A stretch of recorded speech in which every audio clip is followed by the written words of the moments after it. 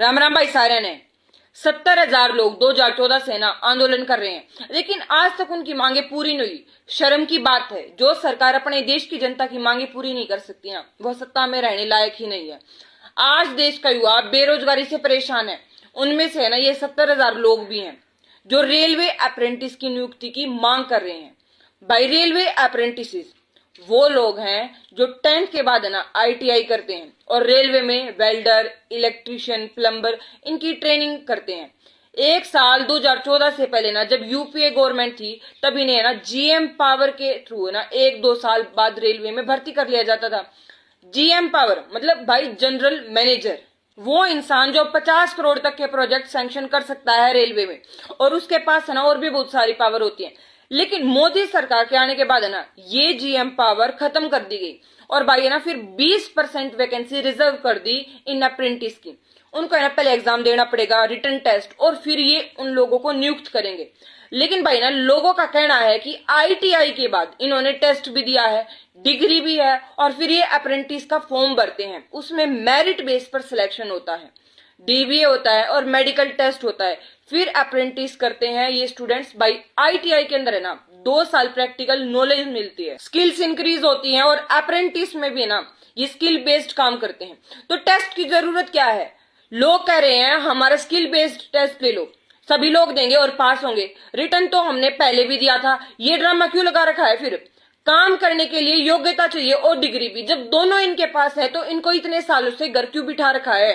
बेरोजगारी बढ़ाने के लिए? वैसे तो देश में युवा है ना पकोड़े तल ही रहे हैं। क्या पढ़ाई इसके लिए होती है? आजीविका के साधन को तो रोजगार कह रहे हैं।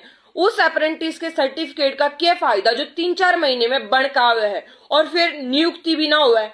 D ग्रुप जैसी जॉब के लिए ITI क्यों की जाती है? ताकि उन्हें जॉब मिले, नहीं तो 5 साल में 12th और BA करके UPSC के एग्जाम को ये भी क्लियर कर लें। लेकिन बस एरिया ऑफ इंटरेस्ट का फर्क है।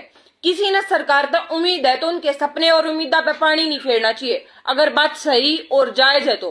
आप तो अग्निवीर जैसा हाल ही इन लोगों का कर रहे हो, झूठे वादे, और अब मैनिफेस्टो में डाल रहे हो अग्निवीर को सरकारी नौकरी मिलेगी। अरे रहने दो मोदी जी, यकीन 1-2 बार किया जाता है, बार बार नहीं किया जाता। इकोनॉमिक सर्वे की रिपोर्ट है ना साफ जाहिर करती है कि देश में कितनी बेरोजगारी है, और उसमें ना खुद को बचाने के लिए सरकार का बहाना था कि युवा स्किल्ड नहीं है। अब इतने सारे युवा स्किल्ड हैं तो इनको है ना रोजगार क्यों नहीं दे रही सरकार? सबको पता है skill India mission Modi government का तो फेल हो ही चुका है। लेकिन जो कुशल काम करना जानते हैं उनको काम पे नहीं लगवाएंगे, क्योंकि फैसला वापस लेने से ना इनकी जो सो कॉल्ड इमेज है वो खराब हो जाएगी ना। मोदी सरकार है ये तो। अश्विनी वैष्णव रेल मंत्री इनके, उन्हें तो शर्म आती है ना जनता से माफी मांगने में। रेल हादसों के जिम्मेदार अब नहीं मानेंगे ये खुद को, 9 स्टूडेंट्स को बेरोजगार बनाने का श्रेय लेंगे। इतने सालों से जब रेलवे में लोगों की नहीं सुन रही है तो किसकी सुनेंगे? बस मोदी की। फुर्सत ही नहीं है रेल बनाने से, काम क्या खाक करेंगे? भाई रेलवे के सभी कर्मचारियों को ना अपनी आवाज खुद के लिए भी और इन लोगों के लिए भी ना अपनी आवाज बुलंद करनी चाहिए।